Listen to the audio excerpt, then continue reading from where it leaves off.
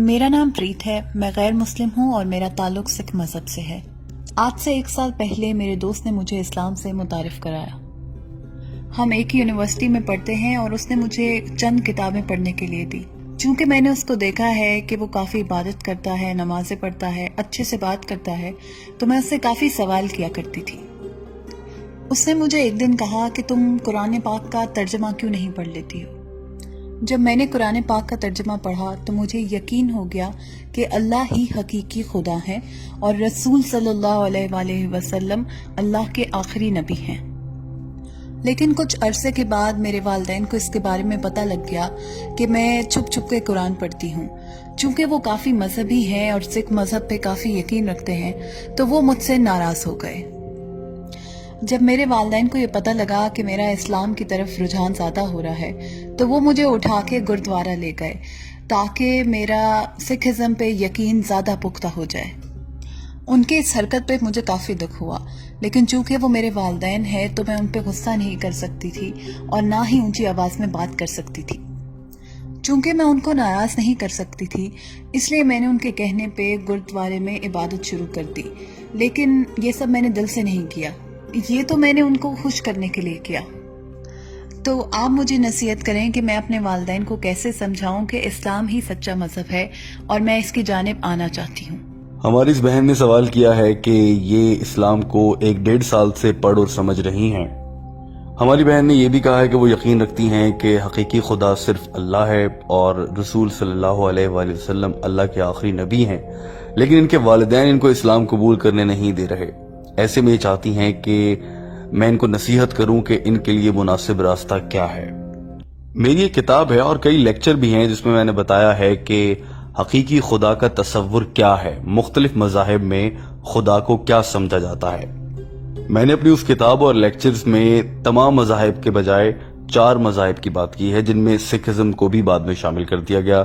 میں نے اسلام، یہودیت، عیسائیت، ہندوازم اور سکھ ازم کے بارے میں بتایا ہے کہ ان تمام مذاہب میں خدا کا تصور کیا ہے۔ میری بہن، سکھ ازم وہ مذہب ہے جو کہ 15ویں صدی کے آخر میں آیا۔ گرو نانک صاحب نے اس کی بنیاد رکھی اور وہ صوبہ پنجاب میں تھے۔ اور کچھ علماء یہ خیال رکھتے ہیں کہ سکھ ازم جو ہے وہ مختلف مذاہب کا مکسچر ہے، جیسا کہ اسلام اور ہندوازم کو مکس کر کے بنایا گیا ایک مذہب ہے۔ سکھ ازم میں 10 گرو ہوتے ہیں۔ اگر آپ سکھوں کی مذہبی کتابوں کا مطالعہ کریں اور جاننا چاہیں، اس میں کھوج لگائیں کہ سکھ ازم میں خدا کا تصور کیا ہے، میں کہہ رہا ہوں کتابیں پڑھیں، یہ نہیں کہ لوگ کیسے عبادت کرتے ہیں وہ دیکھیں۔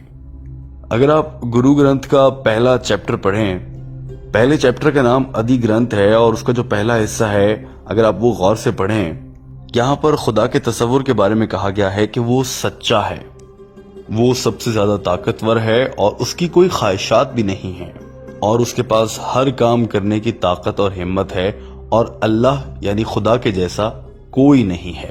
اب اگر آپ سکھ ازم کی کتاب سے ان آیات کا ترجمہ غور سے سمجھیں تو آپ کو احساس ہوگا کہ یہ تمام تر آیات کا ترجمہ اور مفہوم قرآن پاک کی سورہ اخلاص سے بالکل ملتا جلتا ہے۔ یعنی سکھ ازم میں جو خدا کا تصور ہے وہ بالکل ویسا ہی ہے جیسا کہ قرآن پاک میں اللہ تعالیٰ کا تصور ہے۔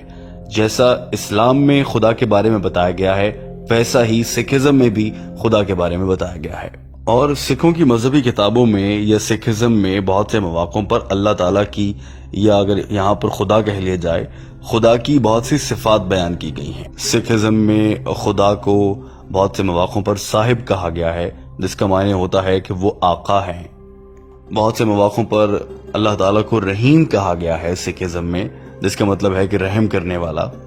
اسی طرح سے کہیں پر کریم کہا گیا ہے اور 1-2 مواقعوں پر ایسا بھی دیکھا گیا ہے کہ وہاں پر واحد گرو کہا گیا ہے، جس کا یہ مطلب ہے کہ واحد سچا خدا۔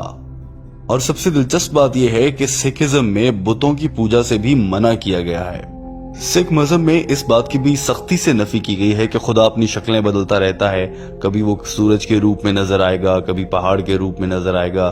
سکھ مذہب میں اس کو بھی کسی خاطر میں نہیں لایا گیا اور ایسا کہیں نہیں کہا گیا ہے۔ لہٰذا اگر مذہبی کتابوں کا مطالعہ غور سے کیا جائے، سکھزم کی کتابوں کو پڑھا جائے اور اسلامی کتابوں کو پڑھا جائے، قرآن پاک کو سمجھا جائے، تو ہم اس نتیجے پر بہت آرام سے پہنچ سکتے ہیں کہ دونوں مذاہب میں خدا کا تصور ایک جیسا ہے۔ سکھزم اور اسلام دونوں میں خدا کے بارے میں جو کہا گیا ہے وہ تقریباً ایک جیسا ہے۔ وہ الگ بات ہے کہ اب مسلمانوں میں اور سکھوں میں عبادت کرنے کے طریقے اتنے مختلف ہیں کہ ہمیں لگتا ہے کہ دونوں ایک دوسرے سے بہت مختلف ہیں، لیکن خدا کے تصور کے حوالے سے دونوں ایک جیسے ہیں۔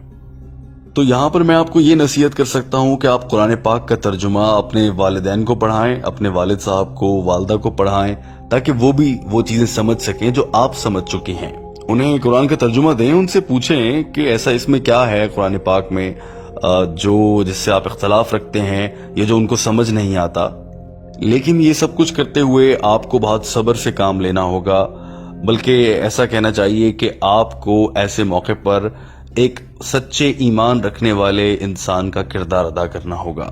لیکن یہاں پر میں آپ سے کچھ کہنا چاہتا ہوں کہ آپ نے کہا کہ آپ ایک خدا پر یقین رکھتی ہیں اور آپ یہ مانتی ہیں کہ اللہ تعالیٰ ہی حقیقی خدا ہیں، آپ نبی کریم صلی اللہ علیہ وآلہ وسلم کو بھی اللہ کا آخری نبی مانتی ہیں، تو یہاں پر میرا آپ سے سوال ہے کہ آپ نے اب تک اسلام قبول نہیں کیا ہے، ایسا کیوں؟ آپ کے خیالات کو دیکھا جائے تو ایسا لگتا ہے کہ آپ دائرہ اسلام میں داخل ہو چکی ہیں، جیسا آپ کے یقین ہے اس کو دیکھتے ہوئے کہا جا سکتا ہے۔ لیکن میں آپ سے جاننا چاہتا ہوں کہ آپ اسلام قبول کرنا چاہتی ہیں؟ جی ہاں، میں اسلام قبول کرنا چاہتی ہوں، لیکن یہاں پر میں آپ سے یہ جاننے آئی ہوں کہ اپنے والدین کو کیسے سمجھاؤں۔ میں اس پر یہی کہہ سکتا ہوں کہ آپ اپنے والدین کو میری DVDs دیں، قرآن پاک کا ترجمہ پڑھائیں۔ بہت سے لوگ آپ کو کہیں گے کہ آپ اسلام قبول کر رہی ہیں، آپ دہشت گرد بننے جا رہی ہیں، بہت سی غلط فہمی ہیں اسلام کے بارے میں۔ لیکن یہاں پر یہ جاننا بہت ضروری ہے کہ والدین کا احترام کرنا چاہیے۔ ماں کے قدموں تلے جنت ہوتی ہے۔ بھلے آپ کی ماں سکھ مذہب کو ماننے کی وجہ سے جنت میں نہ جا سکے، لیکن ان کے قدموں تلے جنت ہے، تو آپ ان سے بدتمیزی نہیں کریں گی۔ میں تمام نوجوانوں کو جو اسلام قبول کرتے ہیں انہیں سمجھاتا ہوں کہ آپ کو اسلام قبول کرنے کے بعد آپ کے رویے میں ایک تبدیلی آنی چاہیے۔ جو آپ پہلے تھے اب آپ ویسے نہیں ہونے چاہیے۔ آپ ایک بیٹی ہیں، آپ اپنے والدین کی اچھی بیٹی بنیں۔ اب جب آپ اسلام قبول کر لیتی ہیں، اگر آپ کر لیتی ہیں، تو اس کے بعد آپ پر فرض ہوگا کہ آپ زیادہ اچھی بیٹی بنیں، والدین کا زیادہ احترام کریں، تاکہ جب وہ آپ سے پوچھیں کہ آپ میں یہ تبدیلی کیسے آ گئی تو آپ بتا سکیں کہ میں نے اسلام قبول کیا ہے اور اسلام ہمیں یہ سکھاتا ہے۔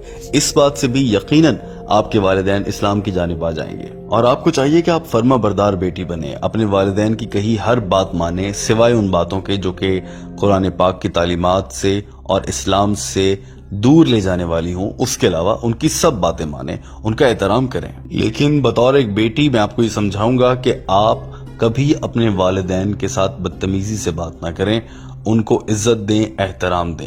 قرآن پاک میں کہا گیا ہے کہ اپنے والدین کو اف تک نہ کہو۔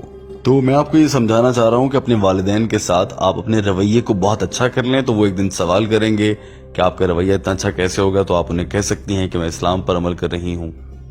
شروع میں وہ سوچیں گے کہ آپ کسی غلط مذہب میں جا رہی ہیں، لیکن دھیرے دھیرے جب وہ سمجھ جائیں گے تو پھر ہو سکتا ہے کہ آپ اپنے والدین کو جنت میں لے جانے کا باعث بن جائیں۔ اور میں آپ کو یہاں پر یہ بھی کہنا چاہوں گا کہ میں نے ایک کتاب لکھی ہے جس میں نے بتایا ہے کہ اکثر غیر مسلم لوگ کیا سوال کرتے ہیں اور ان سوالوں کے جواب ہیں۔ وہ کتاب میں یہاں پر کسی سے درخواست کروں گا کہ کوئی والنٹیئر آپ کو دے دے، تاکہ وہ کتاب آپ اپنے والدین کو دیں، وہ اس کتاب کو پڑھیں اور سمجھیں۔ اس سے مجھے پورا یقین ہے کہ ان کے ذہن میں جو غلط فہمیاں ہیں وہ دور ہو جائیں گی اور پھر وہ خود بھی اسلام قبول کر لیں گے اور آپ کو بھی اجازت دے دیں گے۔ لیکن یہاں میں آپ سے ایک بار پھر کہہ رہا ہوں کہ آپ کو اپنے والدین کی عزت اور احترام کو برقرار رکھنا ہے، ان سے بدتمیزی نہیں کرنی، ان کی کہی ہر بات کو مان لینا ہے، سوائے ان دو باتوں کے جو اللہ اور نبی کریم صلی اللہ علیہ وآلہ وسلم کے احکامات کے خلاف ہوں۔ اس کے علاوہ وہ جو کہتے ہیں آپ وہ مان لیجئے۔ مثال دے رہا ہوں، اگر آپ کی والدہ آپ کو کہتی ہیں کہ آپ نیلے رنگ کے کپڑے پہنیں، آپ کو نیلے رنگ کے کپڑے پہننا پسند نہیں ہے، آپ اس کے باوجود اپنی والدہ کی خوشی کے لیے وہ کپڑے پہن لیں، اس سے یہ ہوگا کہ آپ کی والدہ آپ سے مزید پیار کریں گی اور پھر وہ آپ کے رویے میں یہ تبدیلی دیکھنے کے بعد کہ آپ اتنا اچھا کیسے ہو گئی ہیں، آپ سے سوال کریں گی کہ ایسا کیسے ہوا، اور آپ انہیں بتا سکیں گی کہ میں اب دین اسلام پر عمل کر رہی ہوں اور اس نے میری زندگی میں یہ خوشگوار تبدیلیاں دی ہیں۔ اس کے بعد یقیناً آپ کے والدین بھی اسلام کی جانب آ جائیں گے۔ मुझे उम्मीद है कि आपको आपके सवाल का जवाब मिल गया होगा। दोस्तों, हम आपके लिए डॉक्टर जाकिर नाइक की अंग्रेजी जबान में की गई गुफ्तगू का उर्दू तर्जुमा लाते हैं ताकि आप डॉक्टर जाकिर नाइक की गई गुफ्तगू को समझ सकें और इसे समझने के बाद दूसरे अफराद तक भी पहुंचा सकें। उम्मीद है कि आपको ये वीडियो पसंद आई होगी। आपसे दरखास्त है कि इस चैनल को सब्सक्राइब कर लीजिए ताकि आप तक हमारी आने वाली हर वीडियो पहुंचती रहे। दोस्तों, याद रखिए कि ये चैनल खालिसतन आपकी रहनुमाई के लिए बनाया गया है। वीडियो देखने का बहुत शुक्रिया।